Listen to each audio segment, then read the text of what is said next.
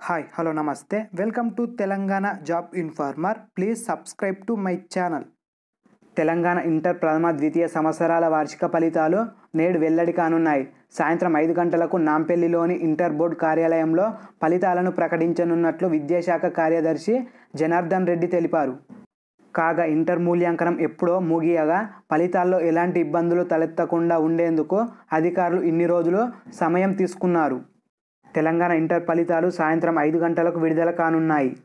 వీలైనంత త్వరగా ఫలితాలను కింద ఉన్న ఈ వెబ్సైట్ ద్వారా చూసుకోవచ్చు.